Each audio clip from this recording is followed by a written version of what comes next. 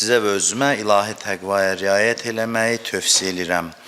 Xanım Fatimə Zəhradan bir hədis tərcümə edirəm. Bunun ayrı-ayrı hissələrin müəyyən dövrlərdə, vaxtlarda mən tərcümə eləmişəm. İndi bir qədər tam tərcümə eləmək istəyirəm və Cealallahla başlayır. Əvvəlini demirəm hədisin, çünki uzun şərh istəyirdi, ona toxunmuram. Buyurur ki, "Və-salata tənzihən lekum minəl-kibr." Xanım Zəhra buyurur ki, Allah namazı sizin üçün təkəbbürdən təmizlənmə vasitəsi qərar verib. Namaz ilk növbədə insanı mənəmçilikdən, təkəbbürdən təmizləyir. Namazın xüsusiyyəti budur. Bilirsiniz, insanı daim bəndəlik halında saxlayan ibadətdir namaz. Hərbi xidmətdə olanlar bilir. İnsan hərbi xidmətə gedir, orada məsələn silahdan istifadə eləməyi öyrənir, müəyyən kros qaçır, müəyyən işlərdə hərbi xidmətdə müəyyən təlimlər keçir, öyrənir. Amma həmişə hərbi xidmət müddətində onu müşahidə edən sıra yerişi var. Strayvoy. Bu insan onu həmişə səhər, axşam bunu eləməlidir. Nə üçündür bu? O həmişə xatırladır ki, sən hərbiçisən. Sən əskərsən, sən əmrə tabesən. Hərbi nizam-intizam halı, hərbiçilik əhval-ruhiyyəsini mütəmadi olaraq o sıra yerişi ilə insan özündə qoruyub saxlayır. Bunun nizamnamədə var, bunu düşünüblər, elə belə yox. Deyə bilərsən, yolda da geçsin adi əskərlər. Vacib deyil ki, o eyni şəkildə geçsin, o hərəkətlər eləsin. Zahirən baxsa, o hərəkətlərin elə bir mənası da yoxdur. Ayaq xaracan qalxmalıdır, əl necə hərəkət eləməlidir. O halda insanı saxlamaq üçün, hərbi nizam-intizam halında, hərbi əhval-ruhiyyəni həmişə aşılamaq üçün bu hər gün onu eləməli olduğu əməldir. Namaz təxminən belə bir şeydir ki, namaz hər gün insanın davamlı elədiyi və bəndəlik halını insanın ruhuna aşılayan bir əməldir. Namaz qoymur ki, insanın daxilində təkəbbür cücərsin. Bilirsiniz, təkəbbür öz-özünə də cücərir. Təkəbbür belə bir şeydir ki, biz ruhumuz maddi bədənə girir, bizim ruhumuz maddi bədənə daxil olduğu üçün o ilə təmasda, maddi aləmlə təmasda olmağın nəticəsində başlayır qeyri-ixtiyari təkəbbür cücərməyə. Bunun üçün sən nəsə eləməyə də bilərsən. Necə ki, məsələn, ət maddi aləmdən hava ilə təmasda olanda çürüməyə başlayır, insan ruhu da maddi qəlbə daxil olub dünyadadırsa əgər, onu başsız buraxsan, necə o, belə deyək, kollar bağda, bağçada öz-özünə çıxır, onu heç kəs ayrıca onu əkmirlər ki, toxumun səhmi, öz-özünə çıxır. Eləcə də insan ruhunda təkəbbür cücərir. Gündə 5 dənə ən azı namaz o təkəbbür toxumlarını qəlbdən çıxartmaq üçündür. Məsələn, qəribə eyni cür hərəkətləri təkrar sən eləyirsən. Əslində bəzən deyirlər, niyə görə? Düzdür, məsələn, günlərlə izah eləmək olar, qiyam nədir, rükû nədir, səcdə nədir. Amma bunların hamısının fövqündə dayanan budur ki, zahirən məntiqsiz kimi görünən hərəkətlər, ayaq üstə dayan, sonra yarıya qədər əyil, sonra düş səcdəyə, bunları təkrar elə, nə üçündür? Özünü sındırmaq üçündür. Çünki təkəbbür qəlbdə qaldıqca ummur rəzaildir. Yəni, pisliklərin anasıdır təkəbbür. İnsan öz başına qoy, heç nə eləməsin. Öz başına bıraq başlayacaq mənəm qalxmaq ondur. Bunun özündən asıl deyil insanın. Bu özündən asıl deyil. Ona görə bir qoruyucu mexanizm olmalıdır. Həzrət Zəhra buyurur ki, namaz bunun üçündür, bax. Sənə xatırlatsın sən kimsən, səni yerində oturtsun. Sən gərək alnını əyilib yerə qoyasan, hər gün xatırladasan ki, mənim kimliyim bəndəliyimdir. Kimliyim bəndəliyimdir. Mən həm atayam, həm övladam, vəzifə sahibiyəm, aliməm, şairəm, yazıçıyam, vaizəm, axundam, nəyəm? Bunların hamısı şərti rütbələrdir. Mənim bir həqiqi rütbəm var, o da mən bəndəyəm. Mənim kimliyim budur. Qalan şeylər şərtidir. Həqiqi kimliyim budur ki, mən bəndəyəm. O həqiqi kimliyi insana gündə xatırlatmaq üçün Allah 17 rükət namazı vacib buyurub. Xatırladır, səni ayırır işindən. Fikir verirsiniz. Sən axı işləyirsən, sən indi tacirsən hal-hazırda. Biri alimdir hal-hazırda. Kitab oxuyur, moizə eləyir, biri hərə bir işlə məşğuldur. Allahu Əkbər, sənə xatırladır ki, yaddan çıxartma həqiqi kimliyi. Həqiqi kimliyi. İşindən ayrıl, qop, namaz bıçaqdır, qayçıdır əvvəl, birinci mərhələdə. Kəsir səni, başqa şeydən qopardır, yönəldir səni öz yerivə, öz cızğıva gəlib düşürsən. Ona görə qəribə bir aramlıq olmalıdır insanda namazda. Necə ki, Peyğəmbər haqqında deyir, abduhu və rəsuluhu. Peyğəmbər haqqında şəhadətdə necə deyir? Deyir, Allahın bəndəsi və elçisidir.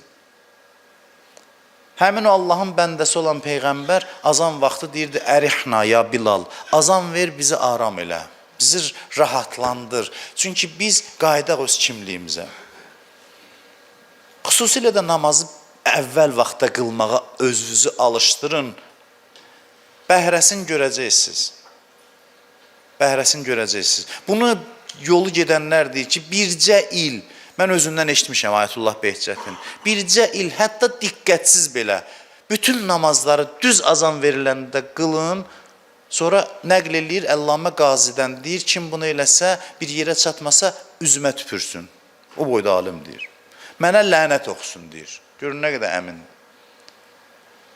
Sübh azanında, zöhr azanında, şam azanında, harada olursansa ol, işığı saxlayıb ibadətə, namaza diyan, bircə il bunu təkrar elə, görəcəksən ki, sənin xeyli yolu qısa müddətdə getmirsən. Amma əvvəlcədən deyim ki, çoxunuz bacarmayacaqsınız.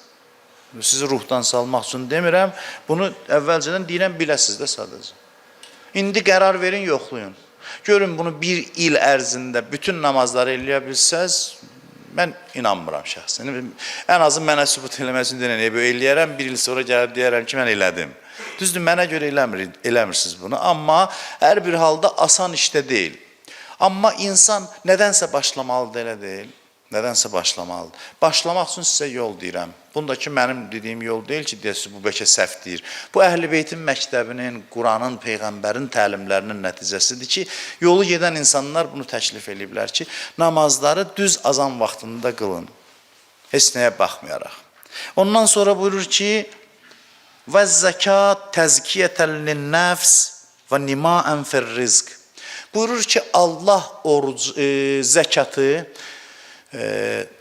nə qərar verib? Zəkatı sizin təmizlənməniz vasitəsi qərar verib. Təzkiyə. Təzkiyə və zəkat eyni sözdür. Və sizin maddi baxımdan inkişaf eləməyiniz üçün vasitə qərar verib Allah. Bir vacib əməllər var. Vacib vergilər. Adamlar var, onu nəsə ötüb keçmək istəyir. Deyir, mən xərcləyirəm də onsuz da, yox. Xums xumsdur. Bunu heç nə əvəz eləməyəcək. Xums nədir? Qoyun izah eləyim, fürsət düşmüşkən. Xums budur ki, insan ildə bir gün müəyyən eləyir, bir gün. Məsələn, hansısa, istər miladi təqvimlə eləyə bilər, istər hicri qəməri ilə. Kasıb varlı fərqi yoxdur. Mən kasıb adamam, özümü güclə təmin edirəm, fərqi yoxdur. Və mən varlı adamam, xeyri yoxdur, fərqi yoxdur. Bir gün özünə təyin edirsən. İlin müəyyən gününü. Həmin gün bütün xərcləri təmin eləyəndən sonra, ailəvi təmin eləyəndən sonra baxırsan ki, mənim əlimdə artıq nə qədər pul qalıb. Məsələn, qalıb 100 manat. Məsələn. 100 manatın 20 manatı sənin deyil, xumsdur. Xumsu verirsən ya müctehidə, ya onun icazə verdiyi şəxslərə. Xumsu o insanlara verə bilərsiniz. Verməlisiniz. Sən deyirən ki, yox, mən onu vermirəm, amma kasıblara əl tuturam. Qardaş, kasıblara əl tutmaq ayrı şeydir, xums vacibdir. Bir manatı malıva qarışsa ibadətin qəbul deyil. Qiyamət günü İmam Zaman tələb eləyəcək xumsu bütün insanlardan. Tələb eləyəcək. Bu, mərkəzdəşir və dinin təbliğinə sərf olunur. Bu, hər bir yerə sərf oluna bilməz. Bunun xüsusi ünvanları var ki, ora sərf olunmalıdır. Bunu ruhanilərin əlində etimad elədiyiz ruhani. Etimad eləyirsinizsə, bilirsiniz ki, başını kəssən bir manata xəyanət eləməz. Kimdir sizin üçün belə bir adam? Ona xumsuzu verə bilərsiniz, icazəsi varsa. Xumsu ona müraciət eləyə bilərsiniz, o çatdıracaq ünvanına və bir hissəsində öz ixtiyarında olacaq, onu da lazım bildiyi yerə xərcləyəcək. Bunlar hamısı inam, etibar əsasında qurulur. Qəribə məsələdir ki, məsələn, belə yerə gəlində deyəm, mən nə bilim filan, hara xərcləyəcək, nə inəyəcək? Amma görürsən ki, necə deyim, mən tərzdən təəccüblənirəm. Yaramaz insanların ixtiyarında gedir, öz vəsaitini qoyur. Aldanan adamlar, nalayiq adamlara özünün allanmağına imkan verən adamlar nəysə bura çatanda vasvası olurlar. Bu çox qəribə bir haldır. Yəni, hər bir insanın həyatda etimad elədiyi adamlar olmalıdır. Bilməlidir ki, o dünyasına dinini satmaz və o insanlar xums vasitəsilə Həzrət Zəhra buyurur ki, buna Allah sizin təmizlənmə vasitəniz qərar verib. Necə? Yəni, sənin ürəyində məhəbbət var, onu verməklə qopardırsan. Təkcə xumsa aid deyil. Nə qədərsə qazancınızdan ehtiyaclı insanlara, dinin inkişafına, təhsilə, nəyə bacarırsınızsa, xumsdan da əlavə, bunu verin və qəribə bir söz buyurur. Buyurur ki, bu maluzu azaltmayacaq. Kim hesab edirsə pul xərclənməklə azalır, onda o düzgün tanımayıb, həyatı tanımayıb, Allahı da tanımayıb. Əgər Allah deyir, bunu apar xərclə, sonra da azalırsa, deməli Allahın xəzinəsi tükəndi. Necə oldu ki, azaldı? O Allah ki, deyir, bunu mən istədiyim yerə apar xərclə, xəzinə onun əlində deyil, onun əlindədir. O görəndə ki, sən xərcləyirsən, artıqlaması ilə getirir. Necə ağacı buduyursan, sonra daha da çox inkişaf edir. Mal, sərvət xanım Zəhranın məntiqində belədir. Sən onu düz xərclə, israf eləmə. Düz lazım olan yerə xərclə, o ruzu artacaq. Çünki ruzunun sahibi Allahdır. Artmırsa əgər, səbəbin başqa şeydə axtar. Xərcləməyəvə görə azalmayıb. Sən xərcləyirsən Allah yolunda, artmırsa, otur fikirləş ki, mən kimin haqqını tapdalamışam, kimin ürəyini sındırmışam. Nəsə başqa bir səbəb var ki, ruzum həbs olunub, ruzum artmır, xərcləməyə görə deyil. Məsələn, çox vaxt valideyn adamdan narazı olanda ruzusu kəsilir insanın. Bunu mən sizə deyim. Valideynləriniz sağdırsa, çalışın onları özünüzdən razı salın. Dünyasını dəyişibsə belə bir əməl deyim sizə. Kim əməl eləyə bilsə yaxşıdır. Cümə axşamı zöhr azanından cümə günü zöhr azanına qədər. 40 həftə bunu eləmək çox yaxşıdır. Heç 40 həftəyə çatmır ki, problemlər həll olur. Təcrübədən deyə bilərəm sizə. Cümə axşamı 4-cü gün zöhr azanından cümə günü zöhr azanına qədər. Haçan olsa, haçan istəsəz, gedin dünyadan köçən valideyninizin məzarını ziyarət edin. Bir Fatihə oxuyun, İxlas oxuyun, Yasin surəsindən oxuyun. Nə bacarırsınız? Gedin eləyin. Bunu davamlı eləyəndə görəcəksiniz ki, həyatda olan problemləriniz həllini tapacaq. Düyünləri açan əməllərdən biri də budur. Bunu insan mütəmadi, əgər qəbirstanlıq yaxındadırsa, lap yaxşı. Bəzilərinin valideynləri rayonda olur, çətin olur, amma yəni yaxınlıqdadırsa, onu ziyarət eləyin. Ata-anavız sağdırsa, Allah ömürlərini uzun eləsin, canların sağ eləsin və onlara xidmət eləyin. Onların ürəyini razı salın.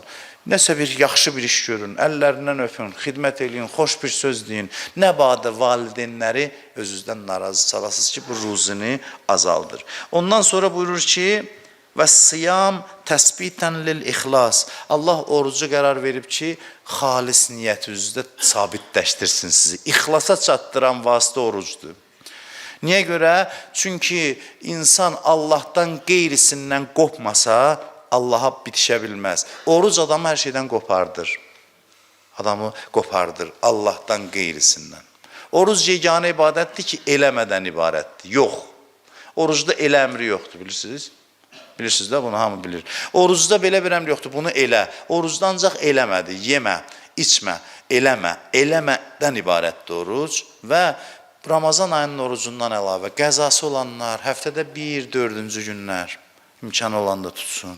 Qəzası yoxdur, müstəhəb oruç tutsunlar 1-4-cü günlər həftədə 2 dəfə. Həftədə 1 dəfə, eybi yox, ayda 3 dəfə, ayda 1 dəfə, axıra haçansa bir oruç tutsun. Qəzası olanlar isə əslində boş günlərdə, bu qısa günlərdir, qış günləridir. Orada oruç tutsunlar və həm qəzaları boynundan götürsün, həm də təsir yüksək olur, mənəvi təsir olur. İxlasa səbəb olur. Oruç tutduqca insan xalisləşir, təmizlənir və işlərini Allaha görə görür. Axırıncısı da buyurur ki, vəl-həccə təşyidən fid-din. Və Allah deyir, həcci dində istehkam qərar verib. Dinimizin möhkəmləndirmə vasitəsi. Yəni, İslam ümməti bir vahid olaraq, bir cəm olaraq Kəbə ətrafına dolanır, milliyyətindən asılı olmayaraq, irqindən asılı olmayaraq, belə deyək, məzhəbindən asılı olmayaraq bir evin başına dolanırsa, doğrudan da qəlblər də birləşsəydi, biz indi bu vəziyyətdə olmazdıq. Bizi bölüblər millətlərə, onu buna ərəbi farsa, farsı türkə, türkü nəmnəyə düşmən eləyiblər. Biz bunu qabardırıq. Hərdən dindarlarımız da bu millət məsələsini o qədər qabardır. Bunlar yanlış yolda. Allah buyurur ki, "İnne ekremekum indəllah etkakum." Allah yanında meyar, üstünlük meyarı insaniyyətdir. Millət deyil, irq deyil, rəng deyil. Üstün insandır, nə ilə? Mənəviyyatı ilə, insanlığı ilə. Hardan olursa olsun insandırsa üstündə, Allaha daha yaxındır. Ona görə də buyurur ki, sizin izzətinizi Allah öz evinin ziyarətində qərar verib ki, onun evini ziyarət eləməklə, həccə, ümrəyə getməklə bu müsəlman vəhdətini, birliyini gücləndirirsiniz və qəlblər bir-birinə yaxınlaşır. Bu da xanım Fatimə Zəhra sallallahu aleyhanın hədisi idi.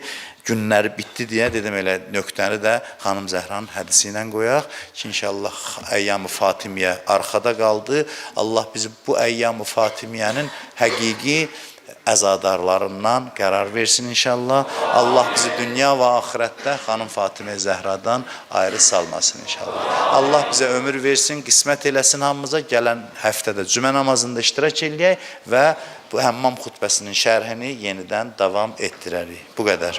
Allahümmə inna nəsəlükə və nəd'uk bismikəl azimil əzəm. الأعز الأجل الأكرام وبحق فاطمة وأبيها وبعلها وبنيها والسر المستودع فيها يا الله يا الله يا الله يا الله يا الله يا الله يا الله يا الله يا الله يا Allah.